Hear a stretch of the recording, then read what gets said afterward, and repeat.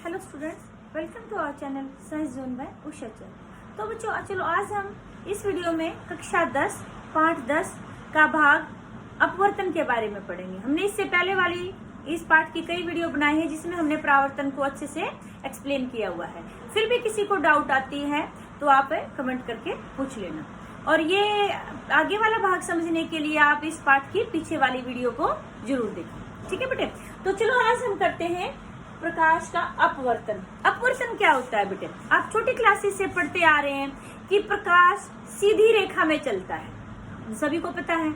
वो मोमबत्ती वाला एक्सपेरिमेंट भी करते हैं, हम 3 गत्ते लेते हैं, बीच में छेद करते हैं, मोमबत्ती रखते हैं तो प्रकाश दिखाई देता है। एक गत्ते को हम थोड़ा सा टेढ़ा कर देते हैं तो प्रकाश दिखाई नहीं देता। उससे पता चलता था कि प्रकाश सीधी रेखा में चलता है। तो लेकिन क्या होता है, वो कब चलता है सीधी रेखा में? जब एक ही माध्यम हो। जब प्रकाश एक माध्यम से दूसरे माध्यम में प्रवेश करता है। कब प्रवेश करेगा? जब माध्यम कैसे होने चाहिए? पारदर्शी। जब प्रकाश एक पारदर्शी माध्यम से दूसरे पारदर्शी माध्यम में प्रवेश करता है तो वो अपने पथ से थोड़ा सा विचलित हो जाता है। तो यह प्रक्रिया, यह परिघटना क्या कहलाती है? प्रकाश का अपवर्तन। समझना है? एक बार फिर बताते हैं। लेकिन वह परिघटना जिसके द्वारा प्रकाश जब एक पारदर्शी माध्यम से दूसरे पारदर्शी माध्यम में प्रवेश करता है तो वह अपने पथ से विचलित हो जाता है। क्या कहलाता है? प्रकाश का अपवर्तन। चलो एक बार समझ लेते हैं कैसे। जैसे हमने कह दिया ऊपर हवा है, हवा से कोई प्रकाश की किरण आ रही है, यहाँ नीचे पानी है, ठीक है। वैसे सीधी रेखा में चलता तो हमारा कैसे आना चाहिए था? ऐसे आना चाहिए था बेटे, ठीक है। लेकिन अब क्या है कि हमने कहा कि भी माध्यम बदली हो गया। ये हमने यहाँ पर क्या डाल दिया? अभिलंब डाल दिया, एन डैश, ये हमने अभिलंब डाल रखा है। तो क्या होगा? ये सीधी रेखा में नहीं जाएगा। अभी मैंने कहा है कि भी प्रकाश जब एक माध्यम से दूसरे माध्यम में प्रवेश करता है तो अपने पथ से विचलित हो जाता है। विचलित हो जाना मतलब जिस लाइन से चल रहा है उससे थोड़ा सा अलग डायरेक्शन ले लेता है, थोड़ा सा बदलाव आ जाता है उसके रास्ते में। तो या तो वो जैसे इधर जाए या फिर वो इधर जाए। इन दोनों में से जैसे ऐसे सीधी लाइन में ना जा करके या तो थोड़ा सा उधर हो जाएगा या इधर हो जाएगा। तो क्या होगा कि हवा से पानी के अंदर आया है तो ये एक्चुअल में अभी आपको आगे बताएंगे कि भी क्यों इधर आया है, उस तरफ क्यों नहीं गया है, ये अभी हम इस वीडियो में आगे करेंगे। तो वो थोड़ा सा इस तरफ आ जाता है। ये हमारी कौन सी थी? आपतित किरण। और ये हमारा कोण कौन सा है? एंगल आई है हमारा आपतन कोण। और ये कौन सी होगी? अपवर्तित किरण। ये हमारी है आपतित किरण।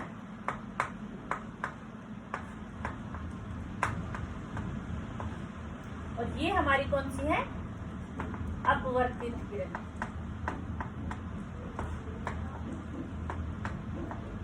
ठीक है बेटे। और ये हमारा हो गया एंगल आर, जो ये वाला है। अब यहाँ देखिए, कोण आई बड़ा है, कोण आर छोटा है। क्यों? क्योंकि हमारी प्रकाश किरण सीधी नहीं जा रही है दूसरे माध्यम में, थोड़ा सा अभिलंब की तरफ मुड़ गई है। समझ में आई बात? तो ये प्रक्रिया क्या कहलाई? प्रकाश का अपवर्तन। फिर बात आती कि प्रकाश की किरण इधर ही क्यों मुड़ी, उधर क्यों नहीं गई? तो ये भी आपको समझा देते हैं। एक शब्द आता है प्रकाशिक घनत्व, यानी कि जिस माध्यम का प्रकाशिक घनत्व अधिक होगा वो क्या होगा? सघन माध्यम। यहाँ 2 प्रकार के माध्यम होते हैं। एक होता है सघन माध्यम और एक होता है विरल माध्यम। ठीक है बेटे। सघन मतलब भारी, विरल मतलब हल्का। ठीक है। जैसे हवा हमारा कैसा है? हल्का माध्यम है। हवा और पानी में से कौन भारी है? पानी भारी है। तो पानी हमारा क्या हो गया? सघन माध्यम हो गया। और हवा क्या होगी? विरल माध्यम होगी। अच्छा चलो मैं आपसे इस क्वेश्चन का आंसर पूछती हूँ कि ये किरण इधर क्यों नहीं गई, इधर क्यों आई? आप एक बार रोड पर भागते हैं हवा में खाली, और एक बार पानी आ आगे आगे तालाब है, उसमें से भागना है आपको। आप किस में ज्यादा दूर तक भाग पाएंगे? रोड पर ज्यादा दूर तक भाग पाएंगे। पानी में थोड़ी दूर भागने के बाद क्या हो जाएगा, आपसे भागा ही नहीं जाएगा, आप थोड़ी सी दूर जाके रुक जाओगे, नजदीक रुक जाओगे और हवा में दूर तक जाओगे। तो कहने का मतलब ये हो गया कि जो विरल माध्यम होता है उसमें दूर तक जाएंगे और सघन माध्यम में नजदीक आएंगे। तो यहाँ पर ये उदाहरण से मेरा समझाने का मतलब क्या था बेटे, कि भाई दूर किससे, जो हमारा ये हमारा क्या था, अभिलंब, अभिलंब की तरफ।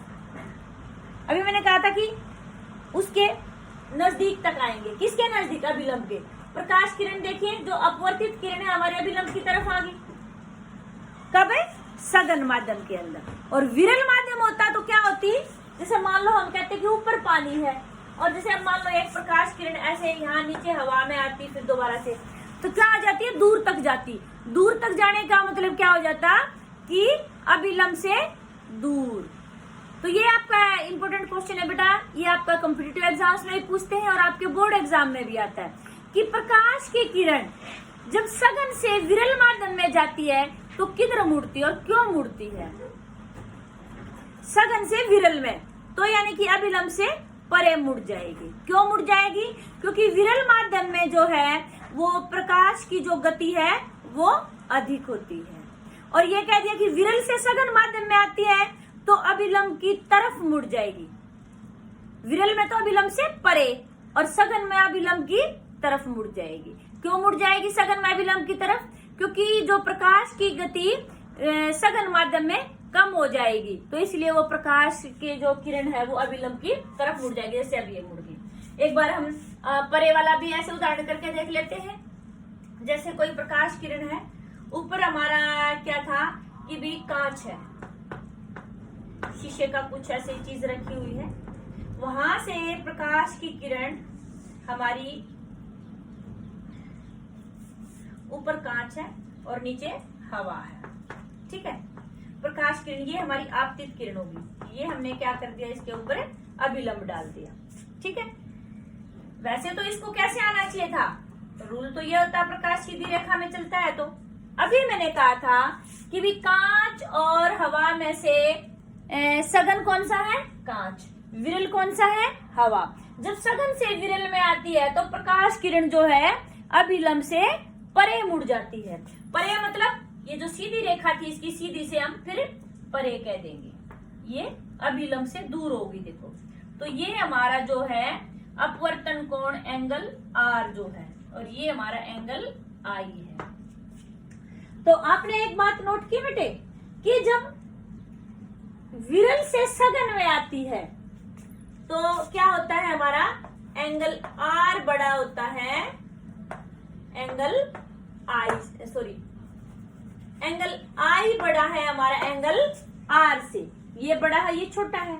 और जब सघन से विरल में आती है तो एंगल आर बड़ा होता है हमारा एंगल आई से। आपसे ये एंगल के बारे में भी पूछ सकते हैं कि कोई प्रकाश किरण विरल से सघन माध्यम में आती है तो कौन सा कोण बड़ा होगा, आपतन कोण या अपवर्तन कोण? तो यहाँ पर कौन सा बड़ा है? आपतन कोण। अपवर्तन कोण छोटा है। और जब सघन से विरल में आती है तो आपका कौन सा कोण बड़ा होगा? अपवर्तन कोण बड़ा होगा। तो आपको यहाँ से ये भी पता चल गया कि कौन सा कोण बड़ा होता है, ऊपर से ये भी पता चल गया कि प्रकाश किरण किधर से किधर मुड़ती है। समझना आगे बात। अब जैसे हमने बेटे परावर्तन के नियम किए थे, ऐसे ही हम अब करेंगे यहाँ पर अपवर्तन के नियम। तो अपवर्तन के नियम भी दो हैं।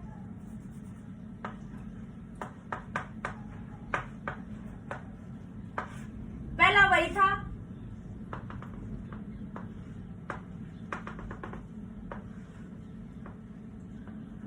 ये एयर है, ये वाटर है, तो यानी कि टुवर्ड्स द अभिलंब, तो नॉर्मल की तरफ मुड़ जाएगी। पहला क्या था, वही कि भी आपतित किरण, अपवर्तित किरण और अभिलंब तीनों एक ही तल में होते हैं। ये तो परावर्तन का भी यही नियम था। पहला क्या हो गया, आपतित किरण, अपवर्तित किरण और अभिलंब, वहां पर हमने परावर्तित किरण बोला था। तीनों एक ही तल में होते हैं। इसका दूसरा नियम है, दूसरा नियम बहुत ही इंपॉर्टेंट है बेटे, इसमें अलग से भी क्वेश्चन आता है, स्नेल का नियम क्या है। तो स्नेल का नियम जो आता है वो भी जो आपका अपवर्तन का दूसरा नियम है वही स्नेल का नियम होता है। इस नियम के अनुसार क्या होता है, ये पहला तो हमारा समझ में आ गया। दूसरा नियम जो है हमारा कि भी प्रकाश के निश्चित रंग कि हमें जो प्रकाश लेना है, आपको पता है कि जो छोटी क्लासेस में पढ़ा हुआ है कि जो सफेद प्रकाश हमें दिखाई देता है वो 7 रंगों का बटा होता है। हर एक रंग की अपनी अलग अलग गति होती है, अलग अलग चाल होती है, ठीक है। तो प्रकाश के निश्चित रंग तथा निश्चित युग्म माध्यमों को युग्मक, हमें माध्यम जैसे हमने हवा ले लिया और पानी ले लिया, फिर हमने हवा और कांच लेंगे तो उसके लिए अलग हो जाएगा। तो निश्चित माध्यमों का युग्म हमें ये कहना है। प्रकाश के निश्चित रंग तथा माध्यमों के निश्चित जोड़े के लिए जो ये आपतन कोण, हमारा आपतन कोण क्या था, ये एंगल आई, आपतन कोण की जा यानी कि आपका साइन आई बटे साइन आर, यानी कि आपतन कोण की जा तथा अपवर्तन कोण की जा का अनुपात स्थिर होता है। इसे हम क्या कहते हैं, स्नेल का नियम। और यही हमारे अपवर्तन का दूसरा नियम भी है। एक बार दोबारा फिर बताते हैं क्या था दूसरे नियम में, प्रकाश के निश्चित रंग तथा माध्यमों के निश्चित जोड़े के लिए, जो निश्चित जोड़ा हमने जो एक बार जोड़ा ले लिया उसके लिए वही होगा, दूसरा जोड़ा बदल देंगे तो हमारा उसके लिए अलग आएगा। प्रकाश के निश्चित रंग तथा माध्यमों के निश्चित जोड़े के लिए आपतन कोण की जा तथा अपवर्तन कोण की जा का स्थिरांक यानी कि जो अनुपात है वो स्थिर होता है, निश्चित होता है। समझना, इसी को हम स्नेल का नियम कहते हैं। इसी का उपयोग करके हम एक और फिर आगे हमारी एक और टर्म आती है अपवर्तनांक, वो इसी के ऊपर आधारित है। तो चलो अब हम करते हैं अपवर्तनांक। तो अपवर्तनांक क्या होता है बेटे, अभी मैंने बताया कि भी अलग अलग माध्यम में प्रकाश की चाल बदल जाती है, इसीलिए तो ये हमारी टर्म आई थी अपवर्तन। तो अपवर्तनांक क्या हो गया, अभी हमने कहा कि प्रकाश की किरण जैसे हवा में चल रही थी, फिर उसके बाद वो पानी में प्रवेश कर गई। आपने कई बार देखा होगा बाल्टी भरी हुई है, आपने कोई इतना बड़ा डिब्बा बाल्टी के अंदर रख दिया, तो वो बाल्टी मान लो ट्रांसपेरेंट है, पारदर्शी है, तो आपको क्या दिखाई देता, दूर से बैठ के देखते हैं आप साइड से, तो डिब्बा उसका साइज इतना दिखाई देता, इतने बड़े डिब्बे का इतना दिखाई दिया। क्यों? क्योंकि वो अपवर्तन के कारण से वो प्रकाश किरण टेढ़ी हो गई वहां पर। ऐसे ही शीशे के ग्लास में पानी भर के रखना आप और पेंसिल डाल देना आप आधी उसके अंदर, आपको क्या दिखेगा कि पेंसिल मुड़ गई है।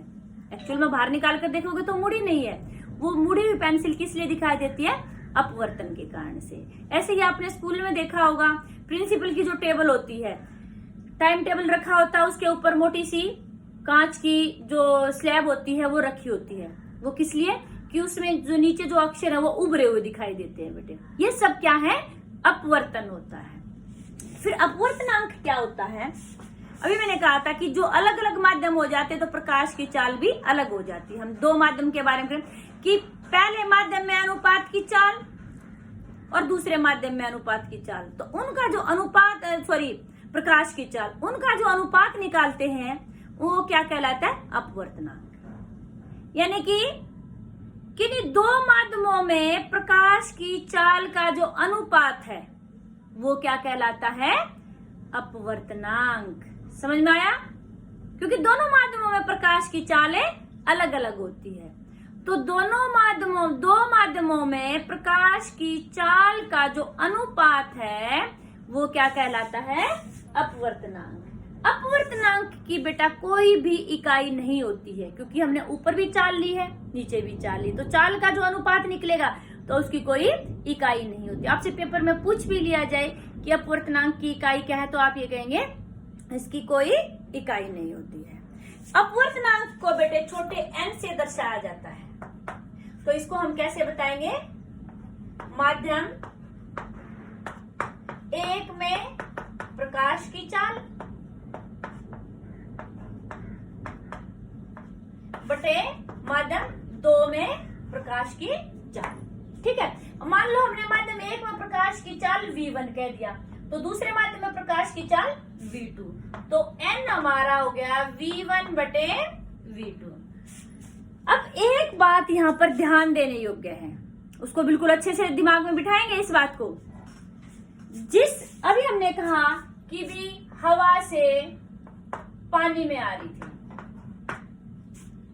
प्रकाश की किरण जिधर से आ रही है और जिसमें जा रही है, जिसके अंदर जा रही है, ये उसका अपवर्तनांक होता है।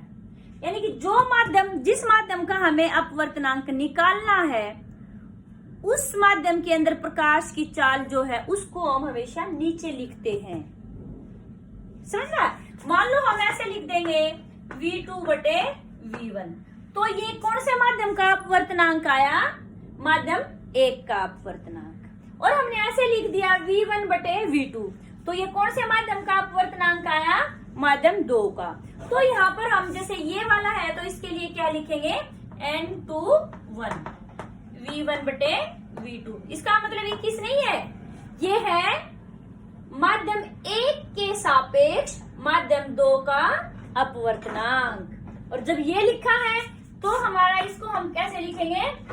n/2 माध्यम 2 के सापेक्ष माध्यम 1 का अपवर्तनांक। यानी कि जो अक्षर n के साथ लिखा हुआ होता है ये उसका अपवर्तनांक होता है। और n के साथ हम कौन से वाला लिखते हैं? जिस माध्यम में चाल हम नीचे लिखते हैं। समझ में आ गया आपको?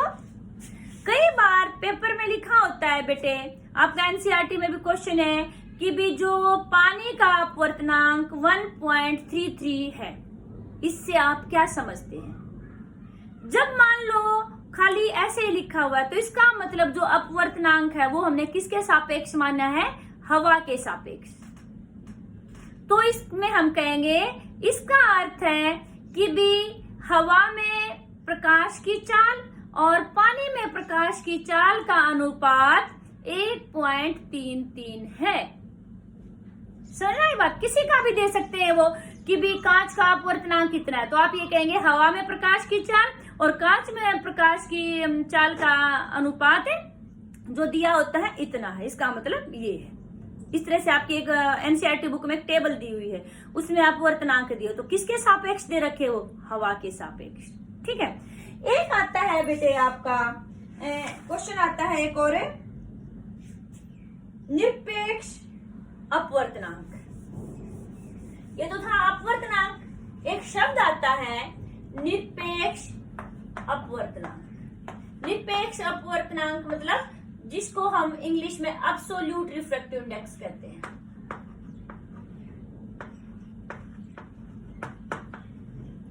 अभी हमने अपवर्तनांक निकाला था कि भी प्रकाश किरण मान लो हमने कह दिया कि पानी में है, पानी से फिर वो कांच के अंदर चली गई, तो हम कोई भी माध्यम ले सकते हैं। ठीक है, वो तो हो गया हमारा अपवर्तनांक। जब हम यहाँ पर एक कंडीशन रख दी, जब प्रकाश किरण हवा से किसी दूसरे माध्यम में प्रवेश करेगी, वहां पर हम पहला माध्यम क्या लेंगे? हवा लेंगे। वैसे तो हम इसमें निर्वात लेते हैं, लेकिन यहाँ पर निर्वात नहीं होता है, तो इसलिए हम क्या ले लेते हैं? हवा लेते हैं। वैसे तो एक्चुअल में तो देखेंगे तो ये होता है निर्वात में प्रकाश की चाल बटे दिए गए माध्यम में प्रकाश की चाल, लेकिन यहाँ पर निर्वात नहीं होता है, तो इसलिए हम क्या ले लेते हैं? हवा लेते हैं।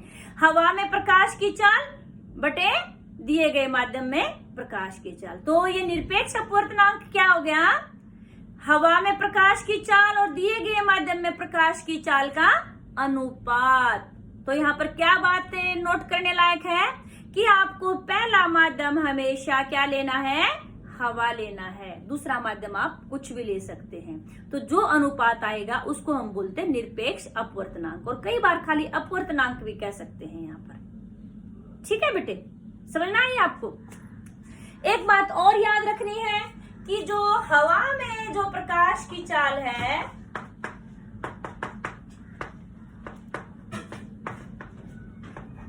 कितनी होती है पता हो आपको? ये याद रखनी है, 3 गुना 10 की पावर 8 मीटर प्रति सेकंड। यानी कि जो हवा है, निर्वात में भी यही होती है, हवा में थोड़ी सी कम होती है, लेकिन हम यही मानते हैं। हवा में जो प्रकाश है कितनी स्पीड से चलता है, कितनी गति से चलता है? 3 गुना 10 की पावर 8 मीटर पर सेकंड। 1 सेकंड में इतनी दूरी तय कर लेता है प्रकाश हवा के अंदर। ठीक है। अपवर्तनांक से संबंधित भी आपके जो परीक्षा होती है बोर्ड की, उससे संबंधित सवाल आ जाते हैं। तो ये वेरी सिंपल है, आपको वो निकाल देना है। किस भी माध्यम का निकालना है, जिस माध्यम का निकालना है उसकी चाल आप नीचे रखेंगे, दूसरे का ऊपर रख देंगे, तो आपका वो अपवर्तनांक आ जाएगा। ठीक है। और हाँ, जो आपकी एनसीईआरटी में टेबल दी, जैसे मान लो कोई 2 दे दिए हमें कि भी पानी का अपवर्तनांक x है, और जैसे आपकी टेबल में ही है कि भी पानी का जो अपवर्तनांक है, पानी का अपवर्तनांक हमें दे दिया कि भी 1.33 है। ठीक है। और हीरे का जो अपवर्तनांक है वो कितना है? 2.42 है। तो इसमें से आपसे पूछ लें कि कौन सा सघन माध्यम है और कौन सा विरल माध्यम है। तो जिसका अपवर्तनांक ज्यादा होता है बेटे, वो होता है सघन माध्यम। तो सघन माध्यम इनमें से कौन सा हो गया? हीरा हो गया। समझ में आई बात? अच्छा, और विरल माध्यम पानी हो गया। अच्छा, कई बार पेपर में क्या देते हैं कि ये दे दिया, चलो हीरे का अपवर्तनांक इतना है, तो हीरे के अंदर प्रकाश की चाल बताइए। तो अब आपको बताया था कि भी ये आपका किसके सापेक्ष होता है? हवा के सापेक्ष। तो किसका है? हीरे का। हीरा मतलब डायमंड। किसके सापेक्ष है? एयर के सापेक्ष। तो ये हीरे का अपवर्तनांक हवा के सापेक्ष है। ठीक है। तो ये हमारा क्या होता है? हवा में प्रकाश की चाल। तो हवा में प्रकाश की चाल को हम c से दर्शाते हैं, c/vd। डी हमने किस लिए लिखा? डायमंड मतलब हीरे के अंदर प्रकाश की चाल। तो अब हमें ये वैल्यू पता है और ये वैल्यू भी हमें पता है कितनी होती है। तो आपको पता है 3 गुना 10 की पावर 8।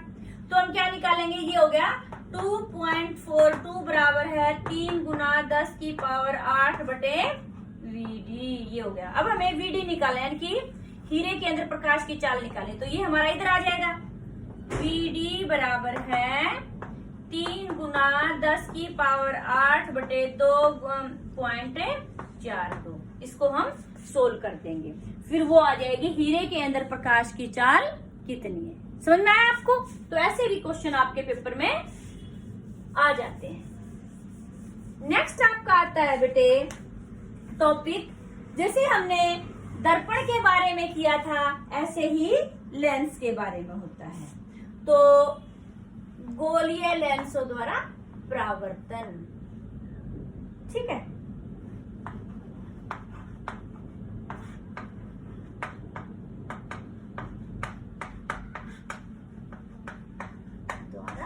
अपवर्तन। तो जो क्या होता है बेटे, दर्पण द्वारा तो क्या होता है? परावर्तन। और लेंस के द्वारा क्या होता है? अपवर्तन। क्योंकि अपवर्तन जो होता है वो पारदर्शी माध्यम में से होता है और परावर्तन जो होता है वो अपारदर्शी माध्यम में होता है। ठीक है।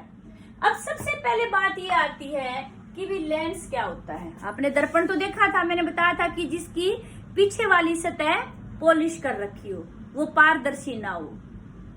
तो यानी कि जो लेंस है ये क्या होता है? 2 पृष्ठों से घिरा हुआ पारदर्शी माध्यम। हम गोलीय दर्पण की बात कर रहे हैं तो 2 पृष्ठ हो गए हमारे। जैसे अब इसके लेंस के 2 प्रकार हैं, वही हो गए हमारे उत्तल लेंस और अवतल लेंस।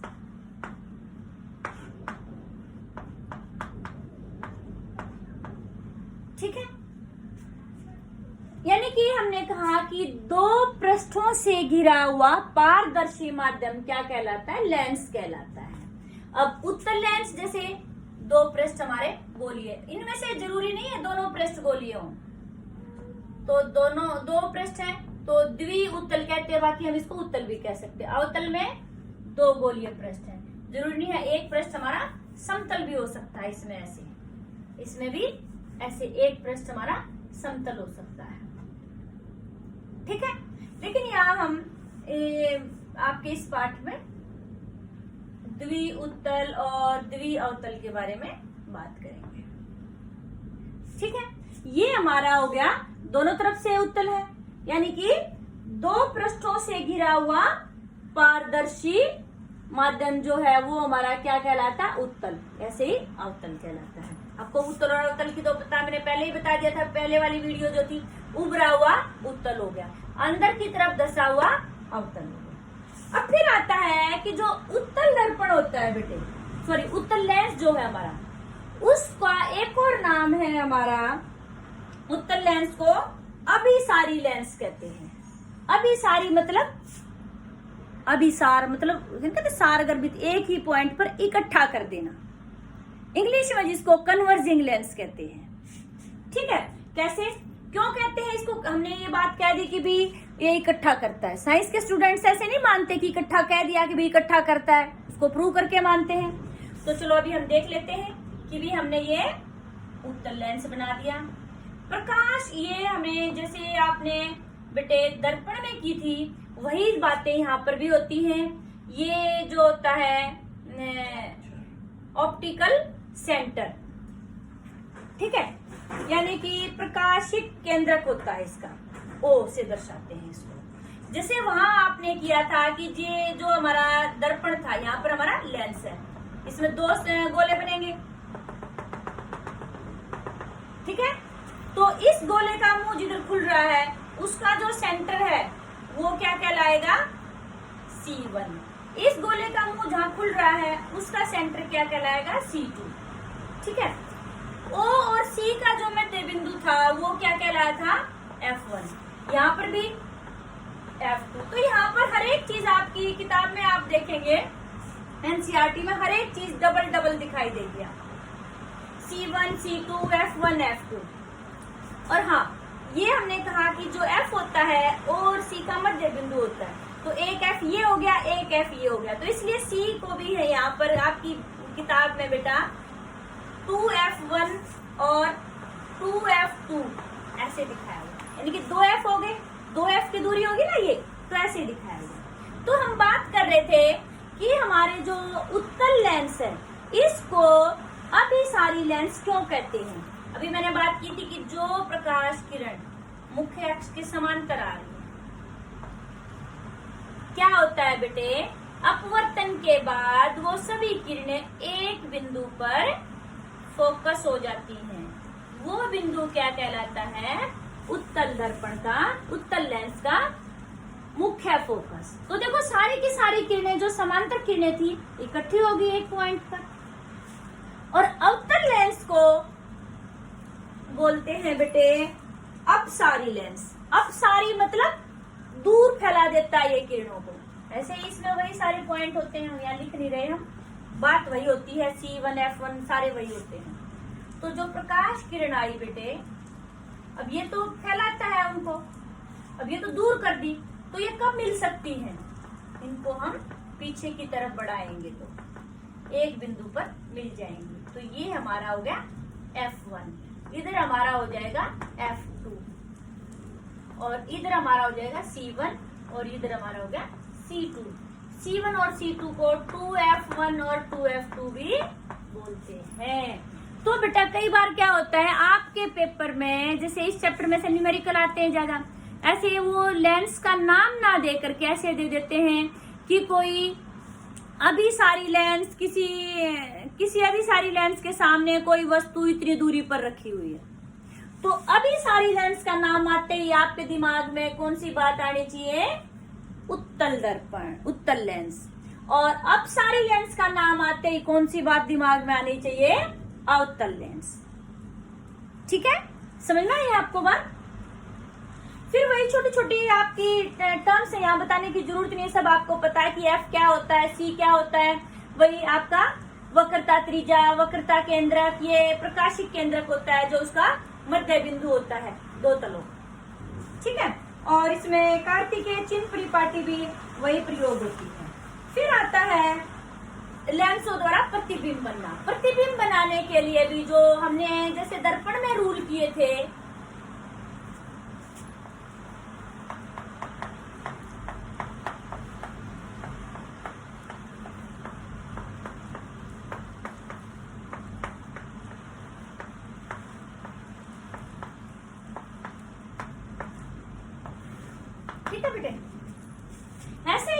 रूल होते हैं, पहले हम उन रूल को देख लेते हैं, फिर हम किरण आरेख बनाएंगे। तो रूल वही है जैसे हमने दोनों के साथ कर लेते हैं।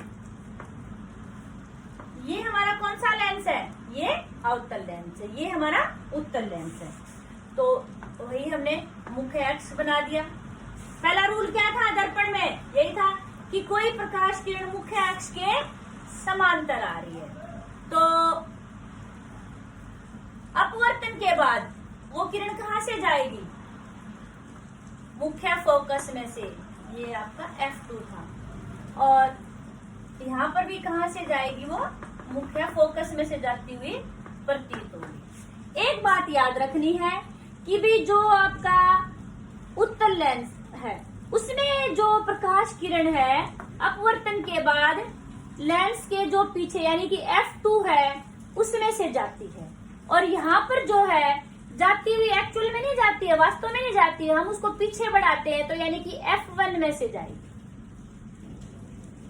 समझ में? पहला पॉइंट वही था कि जो प्रकाश किरण मुख्य अक्ष के समांतर है अपवर्तन के बाद वो कहां से जाएगी? मुख्य फोकस में से।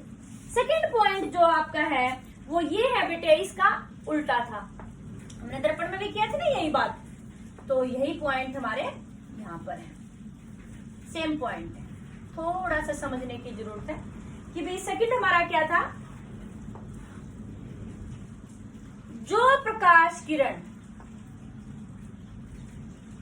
F में से जाती है, ये F था मुख्य फोकस, तो अपवर्तन के बाद क्या हो जाएगी? मुख्य अक्ष के समांतर हो जाएगी। ठीक है, तो यहां पर भी हमने कहा कि भाई जो प्रकाश किरण एक्चुअल में तो ये जाती नहीं है, तो हम इसको इधर बढ़ाएंगे तो ये हमारे F2 में से जाती हुई प्रतीत होगी। तो क्या होता है कि वो अपवर्तन के बाद कहाँ चली जाती है? मुख्य अक्ष के समांतर हो जाती है। और तीसरा नियम क्या है कि जो प्रकाशिक केंद्र होता है, वहां पर हमने C का किया था कि जो प्रकाश किरण दर्पण में किया था कि जो प्रकाश किरण C में से जाती है परावर्तन के बाद वो वापस उसी दिशा में चली जाती है, तो यहाँ पर हम O क्या है? प्रकाशिक केंद्र। तो जो प्रकाश किरण O में से जाती है अपवर्तन के बाद वो वापस से O में से ही आएगी।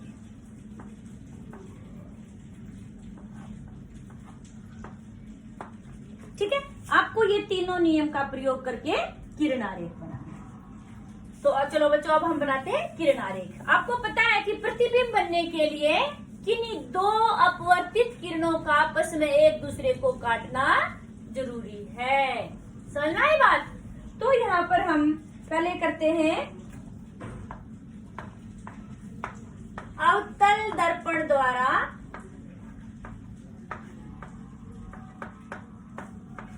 किरण आरेख।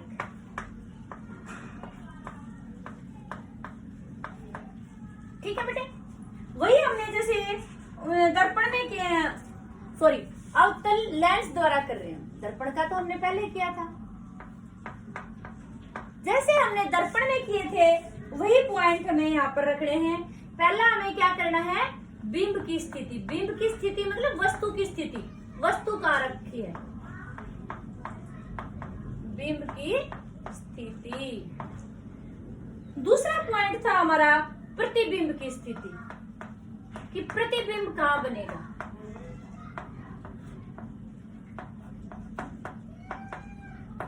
और तीसरा पॉइंट था हमारा बेटे कि भी प्रतिबिंब का साइज।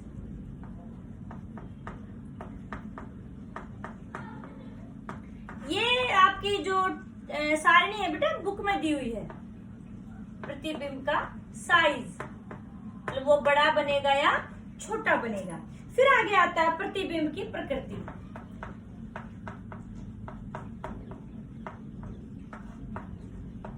यानी कि जब हम किरण आरेख बनाते हैं तो इन पॉइंट्स का हमें पता चलता है। तो पहला पॉइंट है कि हमने वस्तु कहाँ रखी है। पहले हम किसका ले लें? अवतल का।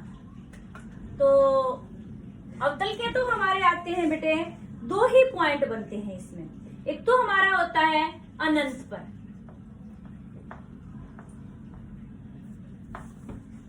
अनंत पर वस्तु रखी हुई है तो हमने लेंस कौन सा लिया है? अवतल लेंस। ठीक है, तो वही चीजें हमने बना दी। तो अनंत पर जब वस्तु रखी तो हमने पहला पॉइंट क्या लिया कि प्रकाश की किरण जो मुख्य अक्ष के समांतर आ रही है, तो अपवर्तन के बाद वो कहां से जाएगी? हम उनको पीछे बढ़ाते हैं तो क्या हो जाएगा? एक पॉइंट पर मिलती है तो वो हमारा क्या है? F1। अब देखिए बेटे, वस्तु कहाँ है? अनंत पर। प्रतिबिंब कहाँ बना? F1 पर। साइज कैसा है? अत्यधिक छोटा।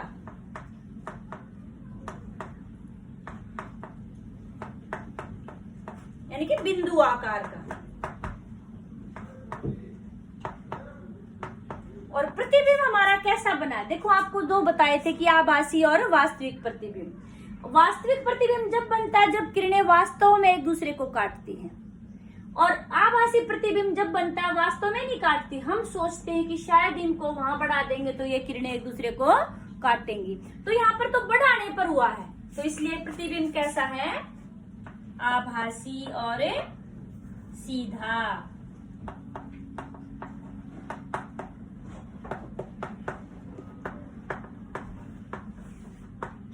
ठीक है, तो दूसरा पॉइंट बेटा हम लेते हैं इसके लिए, जो वस्तु अनंत के अलावा कहीं पर भी रखी हो, अनंत और जो प्रकाशिक केंद्र है हमारा O, उसके बीच में कहीं पर भी रखी है तो उसके लिए हम ये वाला किरणारेख बनाते हैं। ठीक है, तो उसमें हम जैसे वस्तु हमने कह दिया कि भी चलो यहाँ F1 और आगे जाकर के ये हमारा ये 2F1 हो जाएगा, यानी कि C और F के बीच में सपोज करो कि हमने यहाँ वस्तु रख ली है। ठीक है, ये हमने वस्तु कहाँ रखी हुई है? C और F1 के बीच में। ठीक है, तो अब हम क्या किया? वही समांतर किरण ले गए। समांतर वाली क्या हो जाएगी? कहां से जाएगी? F1 में से जाएगी। ठीक है, और एक किरण हमने क्या ले ली? O में से कर दी। जो O में से जाती है वो वापिस से O में से ही आएगी। तो हमारा जो प्रतिबिंब है बेटे यहाँ बना है। अब आप देखिए, बताने की जरूरत ही नहीं है, प्रतिबिंब कहाँ बना है? F1 और O के बीच में। प्रतिबिंब कैसा है? मैंने बताया था आपको, जो सीधा खड़ा हुआ है वो कैसा होता है? कैसा होता है? आभासी होता है, क्योंकि इसको तो हमने पीछे बढ़ाया है, तब ये किरण यहाँ एक दूसरे को काट रही है। और कैसा है? साइज है छोटा। तो प्रतिबिंब की स्थिति क्या होगी? सॉरी, बिंब की अनंत और O के बीच। O हमारा क्या है? प्रकाशिक केंद्र। प्रतिबिंब की स्थिति क्या है? F1 और O के बीच। और प्रतिबिंब का साइज कैसा है? छोटा। और प्रकृति क्या है? आभासी और सीधा। सुनना है? फिर ऐसे ही हम करते हैं उत्तल लेंस द्वारा किरणारेख। पॉइंट यही रहेंगे, उसमें भी स्थिति भी हम देखते हैं कि भी जैसे हमने जो हमारा उत्तल दर्पण था उसमें भी किया था, तो ऐसे ही यहाँ पर उत्तल लेंस की करेंगे। ठीक है बेटे, तो प्रतिबिंब की स्थिति पहला पॉइंट हमारा वही आता है कि वस्तु कहाँ रखी है? अनंत पर। तो ये हमने क्या बना दिया? आपका जो उत्तल लेंस बना दिया। वही फिर हमने इसका मुख्य अक्ष कर दिया, और ये इसका F1 है, ये इसका 2F1 है, और यहाँ पर हमारा F2 है, और ये 2F2 है। प्रकाश किरण जो मुख्य अक्ष के समांतर आती है। ठीक है बेटे, तो क्या होगा? अपवर्तन के बाद वो कहाँ से जाएंगी? जितनी भी किरणें, हमने कहा था ज्यादा बनाने की जरूरत है, 2 किरणों को आप दिखा देंगे तो वो बहुत है। तो प्रतिबिंब देखो कहाँ बना है? F2 पर। कैसा बना है, बहुत छोटा यानी कि बिंदु साइज का। और ये किरणें वास्तव में मिल रही है, हमें बढ़ाने की जरूरत नहीं पड़ी है, तो इसलिए कैसा है, वास्तविक। तो प्रतिबिंब की स्थिति क्या होगी, F2 पर। प्रतिबिंब का साइज अत्यधिक छोटा,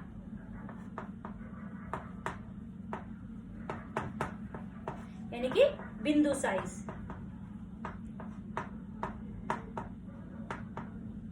और प्रतिबिंब की प्रकृति क्या होगी, वास्तविक और उल्टा। जब आप वास्तविक लिखेंगे तो वहां उल्टा लिखना जरूरी होता है, और आभासी लिखते हैं तो उसके साथ हमारा क्या हो गया कि आपका सीधा होता है। जैसे हमने एक तो अनंत के लिए, दूसरी स्थिति हमने जब हमने दर्पण के बनाए थे तो दूसरी क्या थी, C से परे। तो C हमारा क्या होता है, 2F1 को C कहते हैं, तो 2F1 से परे। फिर हम बना देंगे भाई, ये हमारा O है, ये हमारा F1 है, ये हमारा 2F1 यानी कि C है, ठीक है। तो इससे परे मतलब इससे पीछे रखा हुआ है हमारा, ये हमारी वस्तु आ गई, ठीक है। तो हमारी जब ये वस्तु हमने यहाँ रखी है तो पहली हमने किरण ले ली वही मुख्य अक्ष के समांतर। जो मुख्य अक्ष के समांतर है वो कहां से जाती है, F2 में से, ठीक है। और एक हमने ले ली, इसको थोड़ा सा बड़ा कर देते हैं, एक हमने प्रकाश किरण ले ली कि जो O में से जाती है, ठीक है बेटे। तो ये इतना F2 है, ये हमारा 2F2 हो गया। तो देखो ये हमारा प्रतिबिंब यहां बन रहा है, ठीक है। तो बताइए कैसा है ये, वास्तविक और उल्टा है। तो प्रतिबिंब की स्थिति क्या आ गई हमारी, F2 और 2F2 के बीच।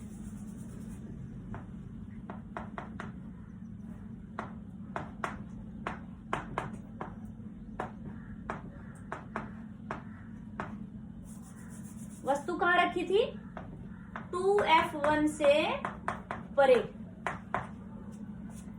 ठीक है। और प्रतिबिंब का साइज क्या था हमारा, छोटा प्रतिबिंब है। और प्रतिबिंब कैसा है, वास्तविक और उल्टा है। समझ में आ रही बेटे। अगली स्थिति लेते हैं हम 2F1 पर, यानी कि C पर जो बनाते हैं। तो अगली स्थिति है हमारी, जिसको हम C कहते हैं उसी को 2F1 भी बोलते हैं। वस्तु कहाँ रखी है, 2F1 पर। कहाँ रखी है वस्तु हमारी, 2F1 पर। तो फिर हम प्रतिबिंब बनाएंगे, कौन सा लेंस ले लिया, उत्तल लेंस। ये इसका O हो गया, ये इसका F1 है और ये इसका 2F1 है। अभी हमारी वस्तु जो है 2F1 पर रखी हुई है। तो ज्यादातर में बेटे ये किरण तो ज्यादातर प्रयोग करनी है हमें कि जो मुख्य अक्ष के समांतर जाती है। मुख्य अक्ष के समांतर वाली कहां से जाएगी, F2 में से जाएगी। ये हमारा F2 है, तो यहाँ पर हमारा 2F2 बन जाएगा। एक हमने प्रकाश किरण ले ली, तो ये बन गया। ये इतना F2 था, ये हमारा 2F2 है, ये वाला बिंदु। तो ये देखिए जो प्रतिबिंब है वस्तु से कैसा बन रहा है, बड़ा बन रहा है, और वास्तविक और उल्टा है। और कहाँ बन रहा है, बड़ा है या समान है, बताइए। ऐसे हानि भरनी है, ये इतनी दूरी और इतनी दूरी तो लगभग समान है हमारी, तो यानी कि वस्तु के आकार का है। समझना ये बात। ये बात जैसे आपने दर्पण में भी की थी, C पर जब कोई वस्तु रखी है तो प्रतिबिंब C पर ही बनेगा। यहाँ पर हमारा ये 2F1 है, यहाँ 2F2 पर बन जाएगा। आकार जो है वो समान रहता है। तो यहाँ पर हमारी वस्तु की स्थिति क्या थी, 2F1, और प्रतिबिंब कहाँ बनेगा, 2F2 पर। प्रतिबिंब का आकार कैसा होगा, समान, और प्रतिबिंब कैसा होगा, वास्तविक और उल्टा। फिर अब हम वस्तु रखेंगे 2F1 और F1 के बीच में।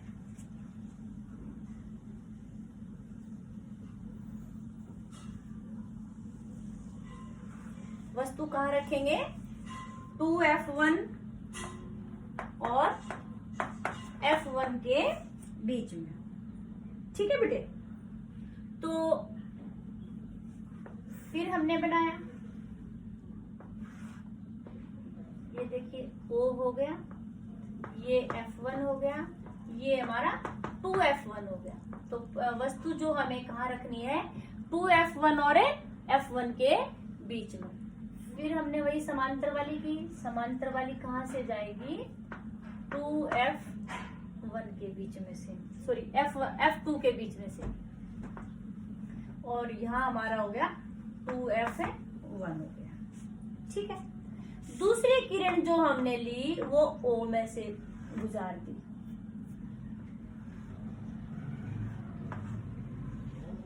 तो प्रतिबिंब देखो बेटे ये बन रहा है, 2F1 से परे बनेगा। कैसा बनेगा?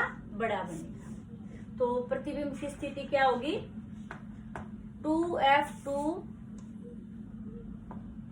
से परे। ठीक है, साइज कैसा है? बड़ा है। और प्रतिबिंब कैसा है? वास्तविक और उल्टा है। फिर आगे आता है कि भी वस्तु हमारी कहाँ रखी हुई? F1 पर।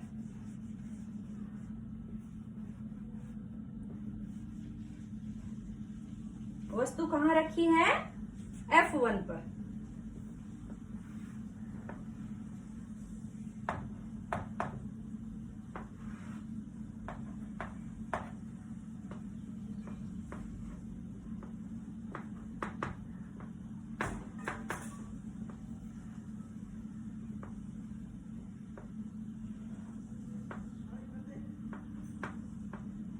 ठीक है, और दूसरी हमने किस में से गुजारी है?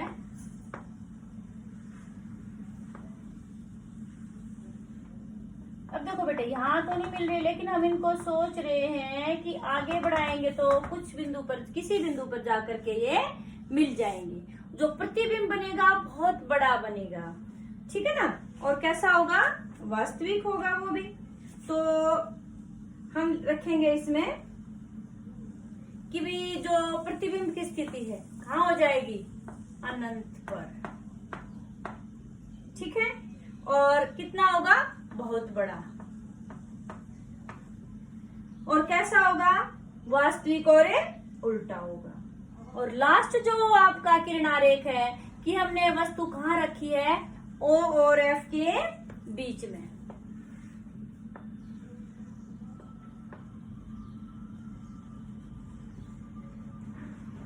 हमने वस्तु कहाँ रखी है? O और F के बीच में रखी है।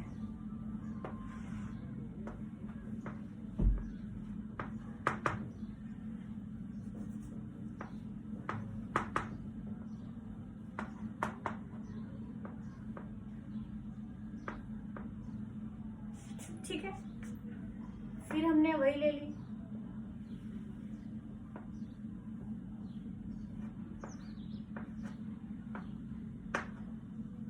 और एक हमने O में से कर दी।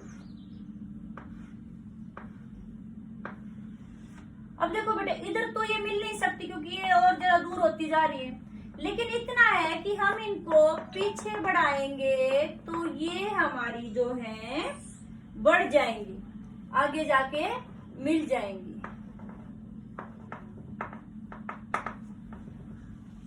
ये देखिए यहाँ प्रतिबिंब बन जाएगा। ये हमारा F1 था, ये 2F1 है। तो प्रतिबिंब कैसा है? आभासी है, क्योंकि ये वास्तव में नहीं मिल रही है, हमने इनको पीछे बढ़ाया तो ये मिलती हुई। और कहाँ बना है? 2F1 से परे बना है। समझ में आ गया? तो प्रतिबिंब की स्थिति क्या है? O, वस्तु की स्थिति O और F1 के बीच। और जो प्रतिबिंब की स्थिति कहाँ आ गई? 2F1 से परे। प्रतिबिंब का साइज कैसा है? बड़ा है। और कैसा है? आभासी और सीधा।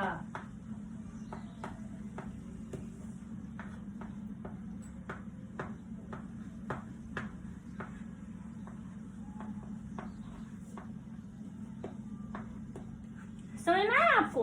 तो ये थे बेटा आपके किरण आरेख। इनसे संबंधित आपके पेपर में जरूर सवाल आता है, जरूर एक प्रश्न आता है। कई बार दे देते हैं कि कोई वस्तु वहां पर रखी है, उस दर्पण के लिए किरण आरेख बनाइए या फिर प्रतिबिंब की स्थिति बताइए, उसका साइज बताइए और उसकी प्रकृति बताइए। तो आपको मैंने बेटा ये सभी के बताए हैं, उत्तल लेंस के भी बता दिए आपको और अवतल लेंस के भी बता दिए। और ये दोनों सारणी और किरण आरेख आपकी एनसीईआरटी की किताब में भी दिए हुए हैं, आप वहां से देख करके इसकी प्रैक्टिस जरूर करें। नेक्स्ट आपका आता है बेटे पॉइंट जो है, नेक्स्ट टॉपिक जो है आपका है लेंस सूत्र।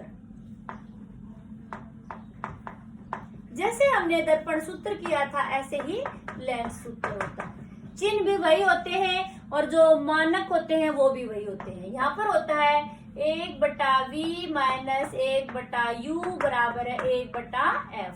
तो यहाँ पर बेटे v क्या था, लेंस से वस्तु की, सॉरी u क्या था, लेंस से वस्तु की दूरी, और ये v क्या है, लेंस से प्रतिबिंब की दूरी, और f क्या था, लेंस की फोकस दूरी।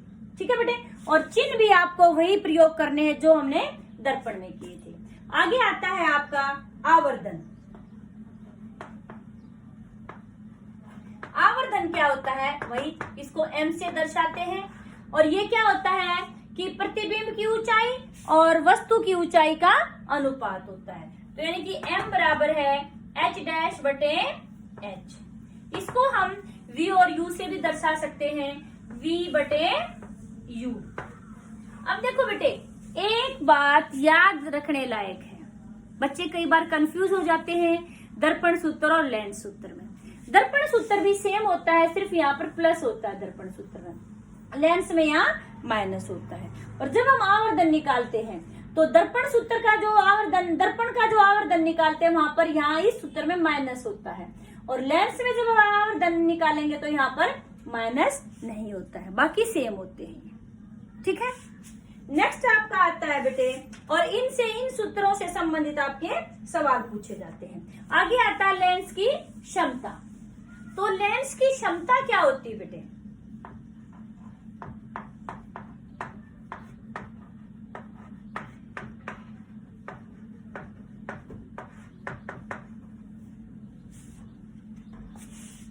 कोई भी लेंस प्रकाश की किरण को कितना अभिसरित या कितना अपसरित कर सकता है, कितना उनको इकट्ठा कर सकता है, कितना उनको फैला सकता है, ये क्षमता क्या कहलाती है, उस लेंस की क्षमता।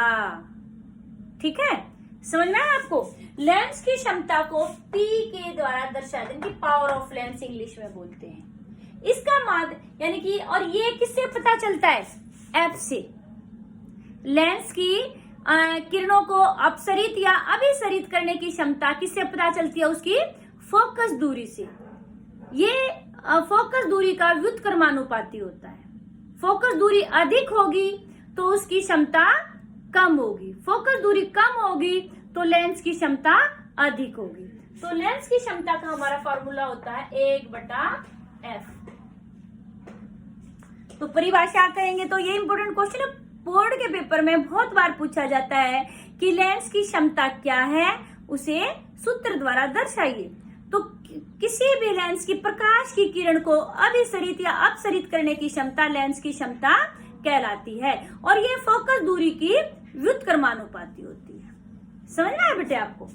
तो यानी कि अब इसका मात्रक, लेंस की क्षमता का मात्रक क्या होता है, डायप्टर, उसको D से दर्शाते हैं। क्या होता है, डायप्टर। ठीक है, किससे दर्शाते हैं, D से। अब फिर क्वेश्चन आता है कि एक डायप्टर क्या है, परिभाषित करिए। तो यानी कि लेंस की क्षमता, एक डायप्टर कब आएगी, जब उस लेंस की फोकस दूरी 1 मीटर होगी।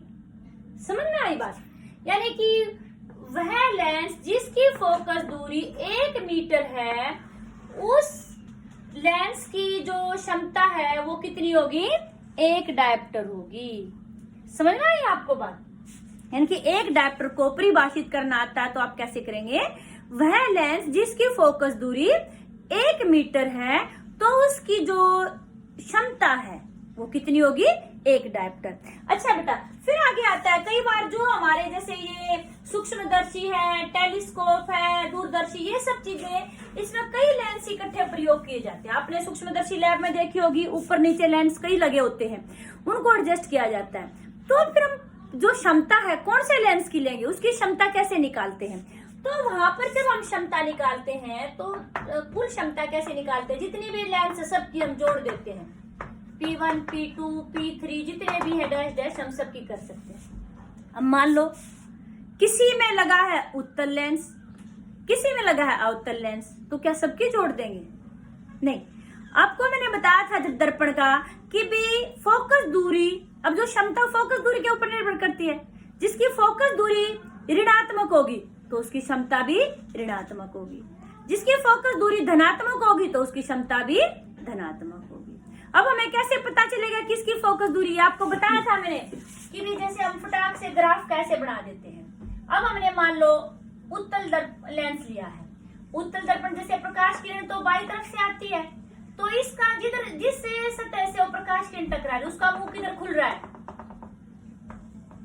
हमारी दाईं तरफ। और जो ग्राफ होता है, ग्राफ में दाईं तरफ कैसा लेते हैं? प्लस का। तो यानी कि जो आपका उत्तल लेंस है उसकी फोकस दूरी कैसी होती है? धनात्मक। कई बार आपने देखा होगा चश्मे का नंबर देता है डॉक्टर, किसी पे +1 लिखा होता है, किसी पे -1 लिखा होता है। +1 -1 का मतलब क्या है? +1 लिख दिया तो यानी कि कौन सा लेंस हो गया? उत्तल। और जब हमने -1 लिखा है तो यानी कि अब देखिए तो इसका मुंह किधर खुल रहा है? इस तरफ, और बाईं तरफ वाला जो दूरी होती है वो माइनस की। तो यानी कि जैसे हमने कह दिया कि भी कोई उत्तल लेंस है कि जिसकी पावर 2 है, तो उत्तल लेंस की तो प्लस में लेंगे, और कोई एक अवतल ले लिया कि उसकी जो है क्षमता है वो 3 है, और फिर हमने एक और अवतल ले लिया तो अवतल की दूसरे की हमारी 2 है। तो बताइए जो कॉम्बिनेशन से बना है उसकी पावर कितनी हो जाएगी?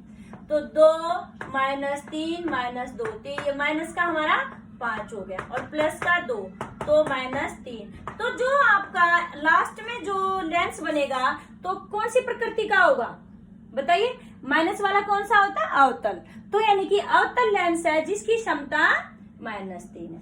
अब मान लो -3 डायप्टर है, ये क्षमता दे रखी है और उसकी फोकस दूरी निकालनी आ जाए तो आप कैसे निकालेंगे? अभी आपने किया था P = 1/f।